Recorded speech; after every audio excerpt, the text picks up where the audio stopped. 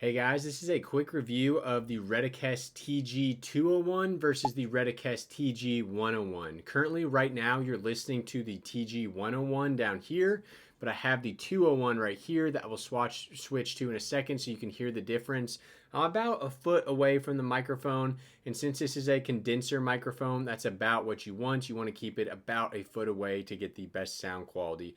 Now on the front of the Retekess TG101 here, we have a gain knob that you can switch to omnidirectional, so you can speak anywhere into the microphone, or cardioid where you speak directly into the front. That's what it's set to right now.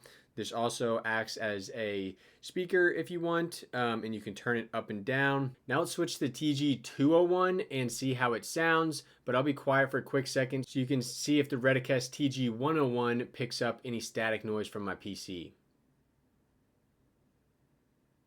All right, let's switch over to the Retekess 201. Okay, now you are hearing the Retekess 201, which is actually a cheaper option, even though it's the 2 model instead of the 1. So we can take a look at the Retekess 101 while we're talking about this one and listening to the sound quality of this one. This one is, in my opinion, less good quality, which makes sense because it is cheaper. This one has its own little spider stand right here, but it can rotate on the stand, which is pretty nice, and does come with a little cap right here. Here is that omnidirectional switch I was talking about.